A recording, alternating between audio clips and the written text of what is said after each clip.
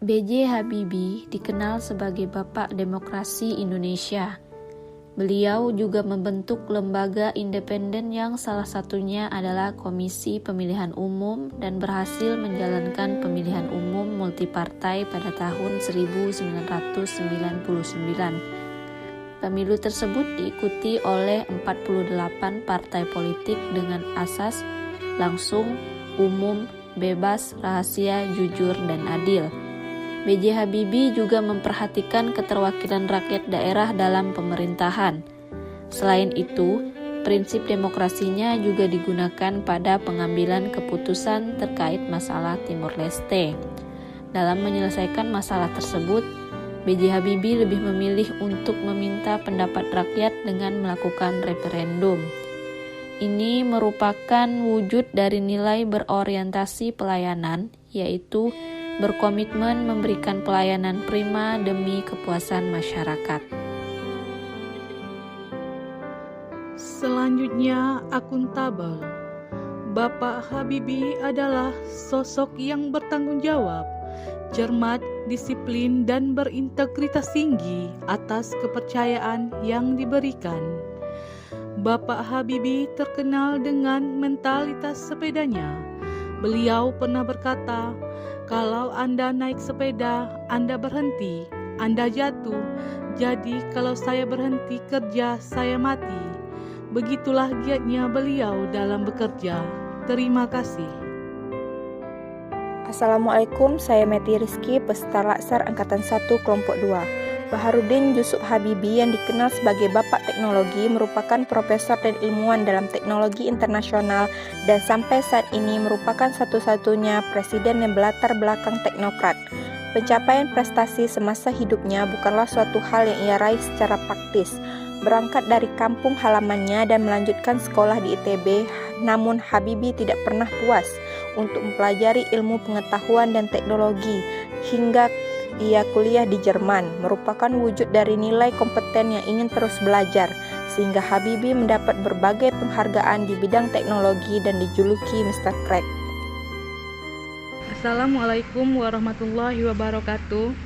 Saya Feni Apriani, peserta Laksar Kelompok 2 Angkatan 1. B.J. Habibie adalah salah satu pemimpin yang partisipatif di mana beliau selalu mengikut sertakan bawahannya atau pengikutnya sama-sama berperan dalam proses pengambilan keputusan. Dengan hal ini, keharmonisan pimpinan dengan bawahan yang diperlakukan sama sehingga membangun suasana kerja yang kondusif. Terima kasih. Assalamualaikum warahmatullahi wabarakatuh. Saya Dwi Desmarika, peserta Latsar CPNS Angkatan 1 Kelompok 2.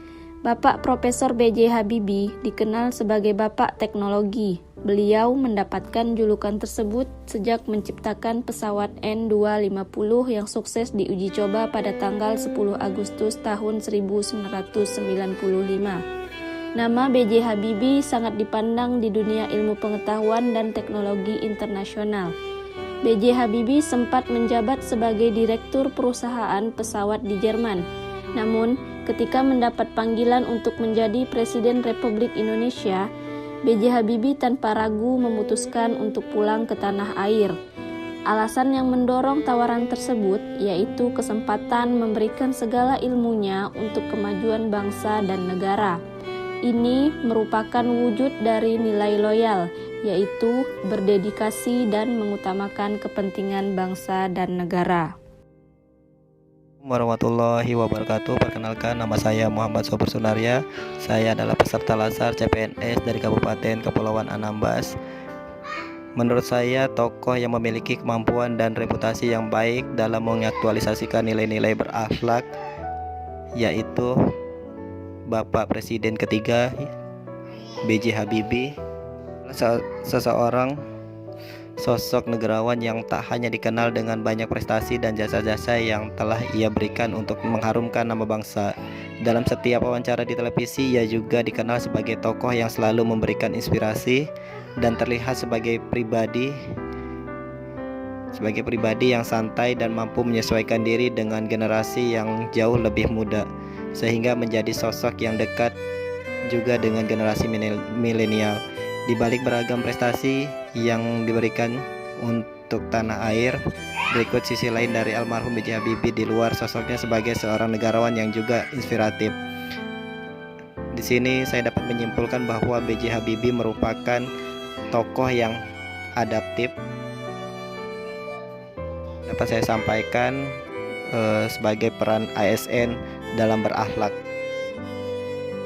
Pak B.J. Habibie selain dikenal dengan Mr. Cracker, beliau juga merealisasikan nilai-nilai berakhlak yang terakhir, yaitu kolaboratif. Beliau juga merealisasikan Whole of Government, yaitu pendekatan penyelenggaraan pemerintahan yang menyatukan upaya-upaya kolaboratif pemerintahan dari keseluruhan sektor dalam ruang lingkup koordinasi yang lebih luas guna mencapai tujuan-tujuan pembangunan kebijakan, manajemen program dan pelayanan publik. Whole of Government juga dikenal sebagai interagensi, yaitu pendekatan yang melibatkan sejumlah kelembagaan yang terkait dengan urusan-urusan relevan. Beliau juga melakukan kerjasama dalam bidang luar negeri maupun dalam negeri, baik dalam berpendidikan, riset maupun kolaboratif untuk mengharumkan bangsa Indonesia dan memajukan pendidikan mahasiswa untuk bangsa Indonesia. Saya tidak pernah tidak bekerja loh. Kalau orang pernah tanya sama saya, Pak Habibie, kok bisa begitu? Mentalitas apa itu? Saya mentalitas sepeda. Kalau Anda naik sepeda, Anda berhenti, Anda jatuh. Jadi kalau saya berhenti bekerja, saya mati. Umur 80. Kalau ditanya Habibie umur berapa? 90 kurang 10. Tapi jiwanya 17 tahun. Tidak ada bedanya. Saya umur 80 tahun. Kenapa?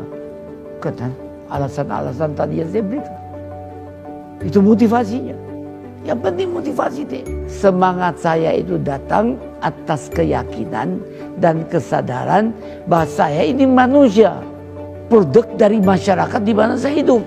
Karena saya dan keluarga saya dulu dan sekarang dan masa depan ada bagian terpadu dari masyarakat ini. Kalau masyarakat ini makmur, ya keluarga saya ikut makmur. Karena itu saya terus tidak mau berhenti. Saya bilang, tidak ada gunanya Anda IQ-nya tinggi, tapi pemalas. Tidak memiliki disiplin, forget it. Yang penting adalah Anda sehat, mau berkorban untuk masa depan yang lebih cerah. Dan Anda konsisten, bekerja keras, berdisiplin. Saya bersyukur. Sejak saya lahir sampai sekarang, saya mampu membuat sinergi positif antara elemen agama, budaya, dan pengertian ilmu pengetahuan dan teknologi. Saya bersyukur bisa menyelesaikan semua masalah-masalah yang saya hadapi. Masalah dengan halal. Dan terasa orang sekitarnya ikut menikmatinya. Itu filsafat yang diberikan oleh ayah saya. Jadilah mata air yang jernih, yang memberikan kehidupan kepada sekitarmu.